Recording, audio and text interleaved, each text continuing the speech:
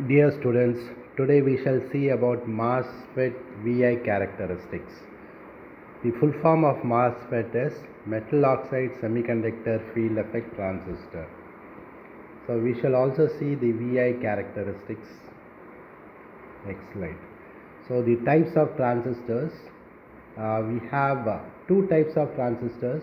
One is bipolar junction transistor, the other is field effect transistor.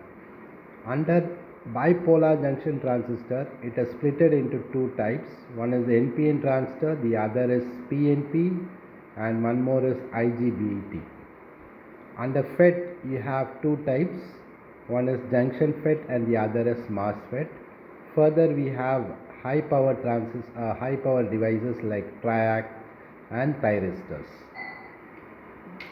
Here we are just to see about the MOSFETs. So MOSFET types, there are four types. One is N-channel enhancement mode, which is most commonly used and it is cheaper to manufacture. P-channel enhancement mode, the other is N-channel depletion mode, and the other one is P-channel depletion mode. Now we shall just below you can see the diagram with respect to N-channel. So you can find that there are three terminals.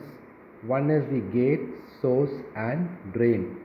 The arrow mark pointing towards the source, outwards towards the source, is the N-channel depletion, and the other one from your source to your gate, the arrow mark pointing is called as P-channel type, and we had the N-channel enhancement mode. Okay, when compared to P-channel depletion and P-channel type, you can find that there is an additional horizontal line which is shown in the diagram. Then we have the P-channel which is pointing towards the gate. Next slide. So this is the cross-sectional view of a field effect transistor. Basically you have we normally call it as 3-terminal device. Along with that bulb, so it is being named as 4-terminal device. And here you can find that, so basically you have a bulky, or you call it as a substrate, so that's the reason you call it as a 4-terminal.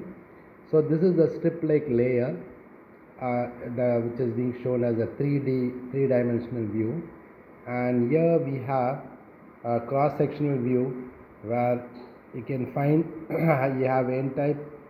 At one extreme it is the source and the other extreme it is the drain, and in between you can find you have gate, and silicon dioxide insulators are being deposited, and at the bottom you can find P-type silicon body, and these are the symbols which you have already seen, symbols of MOSFET.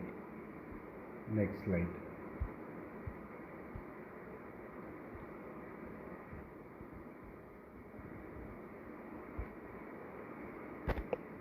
MOSFET characteristics.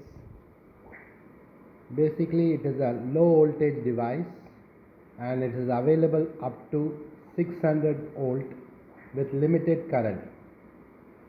Next point is dynamic resistance between drain and source during on state, and it has the power handling capacity. And next is it is dominant in high frequency applications, so it is used in switched mode power supplies. The transistor consists of three regions. One is the source, the gate and the drain, and the other is the gate region is actually sandwiched with a single crystal of semiconductor and a thin insulating layer. Usually it is a silicon dioxide and an upper metal layer. Electrical charge, voltage or current can flow from source to drain depending on the charge applied to the gate region. The semiconductor material in the source and drain region are doped with a different type of material than in region under the gate, so an NPN or PNP type structure exists between the source and drain region of a MOSFET. Most important device in digital design. So we can find some of its important features. One is it acts as a good switch, and it is relatively few parasiticks, rather low power consumptions, high integration density, simple to manufacture, and economical for large complex circuits. So N-channel MOSFET, so we can find the pictorial diagram. So you can find your gate and source which are shorted together and which is given 0 volt, and in your drain we give a drain voltage, and that shows a cross sectional view. You have a silicon dioxide insulator, it acts as an insulator, and you have a reverse bias PN junction, and this is the diagram which is being for P type. NMOS structure is the cross sectional view.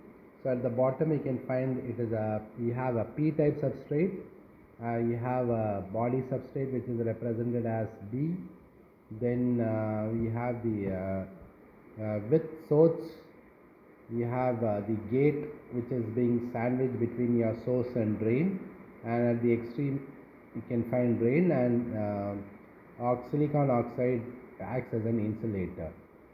So here you can find that the gate is made of polysilicon, and you have a channel length L and width is W, and in most digital design L is set at a minimum feature size, W is the selectable by the designer, bulk is connected to the grid in NMOS to prevent forward bias PN junctions. So NMOS characteristics is just like our we have seen in bipolar junction transistor, where we can find that here you have a drain source voltage in your x-axis and you have a drain current in the y-axis. So here you keep VGS constant, and by varying initially from initial values of voltages to a higher voltage, we can find that it remains to be constant. Okay, and the bottom diagram shows you at a constant value of drain source voltage, we can see that drain source current is a function of gate voltage. So the transistor begins to conduct only when gate voltage reaches the threshold voltage. So this is the PMOS structure, P channel metal oxide semiconductor structure. Unlike N channel, here also in MOS we can find that we have a substrate. At the bottom we have, instead of P type substrate, here we have an N type substrate. We have a source, and gate is being sandwiched between your source and drain, and silicon dioxide acts as the isolation, and here is the symbol for PMOS transistor. PMOS transistor has a negative threshold voltage minus 0.3 volt to 1.2 volts. PMOS turns on when your gate source voltage is less than its threshold voltage. Mosfet characteristics. So we can see the PMOS characteristics, wherein you can find we have an drain source voltage in your negative x-axis, and in your y-axis we have the drain source current.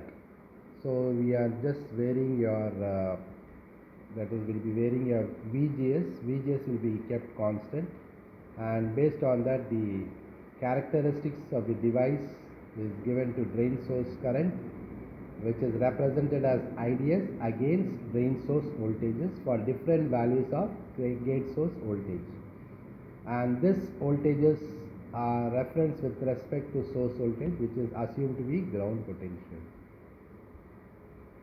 So switch modes of MOSFETs. So you can find logic level of your drain voltage is 1. For NMOS it's turned on, and for PMOS it is off, and your source voltage ground.